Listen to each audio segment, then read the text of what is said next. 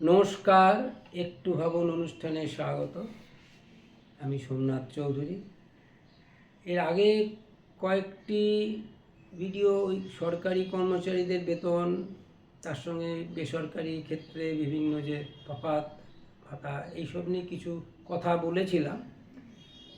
তাতে অনেকেরই ধারণা হয়েছে, সবার নয়, যে আমি বোধহয় সরকারি কর্মচারীর বিরুদ্ধে খুব লেগে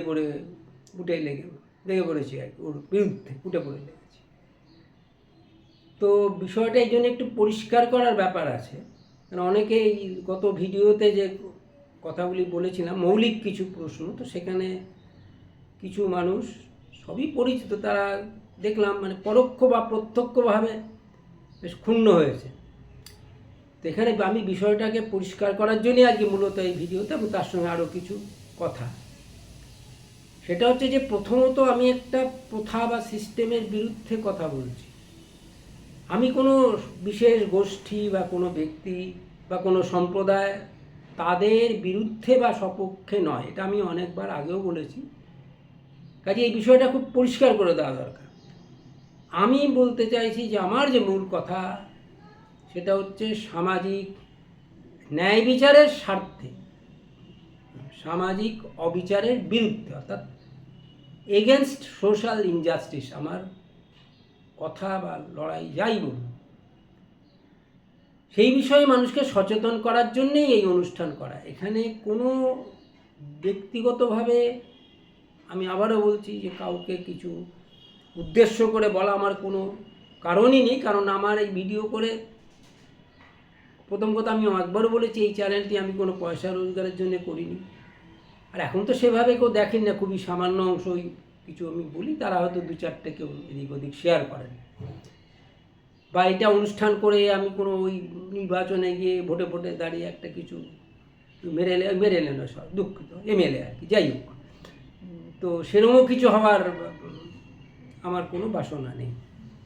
তো যাই হোক, আমি যে কথাটি পরিষ্কার করে দিই, গতবারে যে প্রশ্নটি আমি করেছিলাম সেটা হচ্ছে যে সরকার যেমন স্বাভাবিক প্রায় প্রয়োজনে শ্রম কেনে, কিছু দ্রব্যাদিও কেনে। তো দ্রব্যাদি যখন ধরুন কোনো টেন্ডার হয়, তার জন্য ধরুন কিছু বেশি দামে কেনা হলে সেই নিয়ে প্রচুর আলোচনা হয়।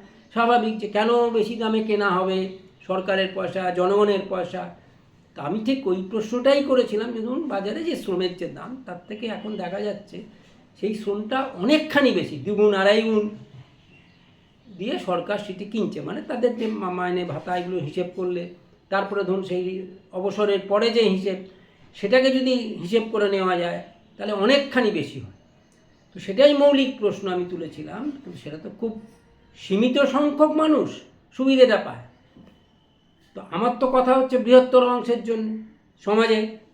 তো এর বাইরে যারা অসংখ্য মানুষ, যারা বিভিন্ন ছোট ছোট নিজে মানে কাজ করে জীবিকা নির্বাহ করেন, বা ধরুন কোনো ছোটোখাটো বেসরকারি ক্ষেত্রে, বেশিরভাগই তাই, তাদের তো সেরকম সুরক্ষাই নেই।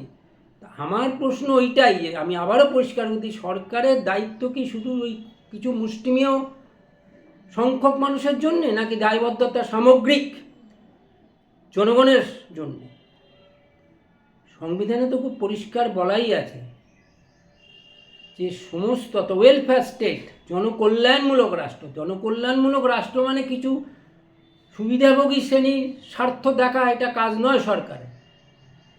যাই হোক, আমি এখানে এই প্রসঙ্গে যে কথাটি আমি বলবো এখানে, যেটা খুব গুরুত্বপূর্ণ সামাজিক দিক থেকে, আর্থসামাজিক দিক থেকে, এই যে ধরুন সরকারের স্বাভাবিক বেতনের সঙ্গে যে বেসরকারি ক্ষেত্রে যে বেতনের তফাৎ, আমি আমারও বলি মানে সাধারণভাবে এখানে বলিনি, একটু ধরুন ব্যতিক্রমী যেমন কিছু ব্যাপার আছে, যেমন খুব যারা খুব দক্ষ, খুব প্রফেশনাল ধরুন যারা আছেন, দক্ষ, খুব ভালো ডাক্তার, ভালো প্রযুক্তিবিদ, ভালো চার্টার অ্যাকাউন্টেন্ট, দেখবেন তারা যেহেতু আবার সরকারি ক্ষেত্রে নির্দিষ্ট ওই হিসেব মতো মাইনে হয়, তারা দেখবেন সে বেশিরভাগই কিন্তু কোনো ভালো ডাক্তার, খুব দক্ষ ডাক্তার, বা হয়তো খুব তারা দেখবেন কিছুদিন পরে সরকার থেকে ছেড়ে তার বেরিয়ে নিজে প্র্যাকটিস করে। তার মানে ব্যাপারটা কি, সরকার হচ্ছে এমনই, ধরুন আমি সাধারণের কথা বলছি, ব্যতিক্রম নিয়ে কথা বলছি না। একজন আমাকে প্রশ্ন করেছেন, তা আইএস অফিসাররা তো কর্পোরেটের অনেক বড় বড় যারা এক্সিকিউটিভ, তাদের থেকে একটু কম মাইনে পান। হ্যাঁ ঠিকই, কম মাইনে পান, তাহলে তাদের তখন বলেছিলাম তুমি যদি কম মাইনেই পাতে তাহলে এখানে চাকরিটা করছে কেন।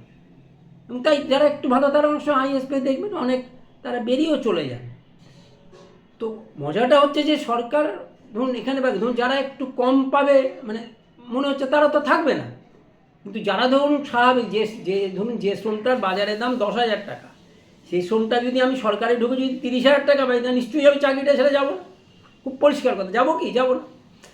তো যাই হোক, আমি যে কথাটি বলছিলাম সেটা হচ্ছে এই ব্যবধানটা দেখবেন মূলত স্বাধীনতার সময় যে হয়েছিল অল্প খুব একটা ছিল না, সামান্য বেতন অনেক জায়গায় বড় ফার্ম একটু বেশিই ছিল, সাধারণ কিছু সরকারের মানে কিছু সুবিধে বলতে ওই স্বাস্থ্য টাস্থ্য এইসব ছিল, একটা খুব তফাৎ ছিল না। ফলে কি হতো জানতো, আর সরকারের যে নিরাপত্তা এটুকু আর কি ঠিক আছে, মানে টাকার দিক দিয়ে যে খুব বেশি আকর্ষণীয় ছিল তা নয়।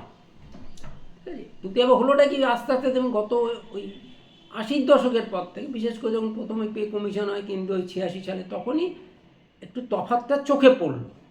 তারপরে যখন ওই মানে 91-এ যে নিউ ইকোনমিক পলিসি হলো, যে নতুন নয়া অর্থনীতি যাই উদার অর্থনীতি, তো ওখানে কিছু এদিক সেদিক করে তারা কিছু স্বাভাবিকভাবেই মাইনেটা যখন ওই পরের যে পে কমিশনটা 96, তখন বেশ অনেকটাই বাড়লো। তারপর থেকেই আসল তফাৎটা শুরু হয়ে গেল। এবং এর ফলে যেটা আমি বলছি সামাজিক একটা যেটা মারাত্মক একটা লক্ষণ আমি বলবো ব্যাধি, এর ফলে কি হলো সরকারি চাকরি পাওয়ার জন্যে বড় অঙ্কের ঘুষ দেওয়ার প্রবণতা বেড়ে, যেটা সামাজিক দিক থেকে অত্যন্ত ক্ষতিকারক। এটা নিশ্চয়ই আমাকে কাউকে বোঝাতে হবে না। ফলে কি হলো ধরুন স্বাভাবিকভাবেই যাদের ক্ষমতা তাদেরও একটা স্বাভাবিক মানুষের প্রবৃত্তি, যে ঘুষ নেয় এবং যে দেয় দুজনেই তো আইনের দিক থেকে অপরাধী। তো সে স্বাভাবিকভাবে সে এখন সরকারের চাকরি মানে কেল্লাফতে। একজন আমাকে খুব খোলাখুলি, একজন নয় বেশ কয়েকজনই এরকম আমাকে বলেছিলেন, বলে অসুবিধে কী আছে, 1 বছরের ধরুন 1 বছরের টাকাটা আমি দিয়ে দেবো, বুঝছে। তা আমি ধরে নেবো, ঠিক এইভাবে ভাববো যে আমি 1 বছর পরে চাকরিটা পেয়েছি, তাহলে আমার দুঃখ থাকবে না। এটা ভাবুন কথাটা কতখানি, যারা একটু সমাজ নিয়ে ভাবেন, যারা বিভিন্ন সমাজের সংগঠন করেন, বিভিন্ন অনেক মানুষই আছেন যারা সত্যি নিঃস্বার্থভাবে ভাবেন সমাজের কথা ভাবেন, হয়তো সে হতে পারেন বিভিন্ন মতাদর্শের মানুষ, কিন্তু আমি তাদের কথাই বলছি। এই কথাগুলি কিন্তু কোনো জায়গায় সেইভাবে আলোচিত হয়নি। আমি অনেক চ্যানেলে শুনি, অনেক আর্টিকেল পড়ি। এই যে তফাৎ, এর ফলে কি হচ্ছে দেখবেন সারা দেশেই কিন্তু এই যেমন ধরুন আমাদের রাজ্যে খুব হইচই হয়েছে, স্বাভাবিকভাবে এটা একটু ব্যাপকভাবে হয়েছে, কারণ সুপ্রিম কোর্ট অবধি গেছে, সব যাই হোক এগুলো আপনারা জানেন। কিন্তু শুধু পশ্চিমবঙ্গে নয়, যারা খবর রাখেন তারা ভালো করেই জানেন, ব্যাপক কেলেঙ্কারি নিয়ে তো ব্যাপকভাবে দুর্নীতি হয়েছে।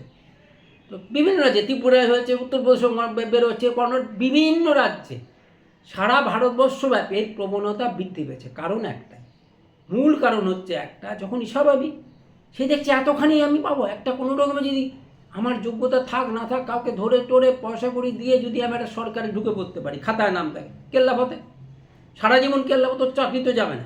যদি আপনি যদি জোর করে কিছু সেই মানে একেবারে ঘুষ খেয়ে ধরা পড়ে গেলে আপনার চাকরি যেতে পারে, তাও খুব কঠিন, কেস ফেস করে ফেরত চলে আসে।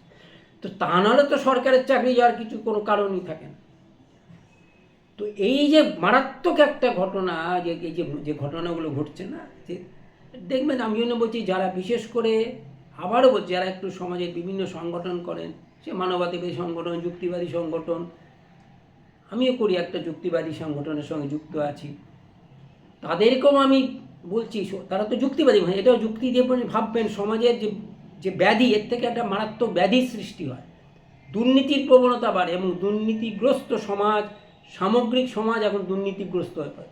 আজকে দেখুন পশ্চিমবঙ্গে নিয়ে কী হয়েছে, লোকে ভাবছে যে এই যে সুপ্রিম কোর্টের যে আলোচনা, কীভাবে শিক্ষা জগতে শিক্ষক শিক্ষিকা নিয়ে কীভাবে এখন, যেহেতু অফিসিয়ালি বলতে পারছি, নাহলে আগে প্রমাণ নাহলে বলতে পারতাম না, এখন কোর্ট পরিষ্কার বলে দিয়েছে দুর্নীতি স্পষ্ট।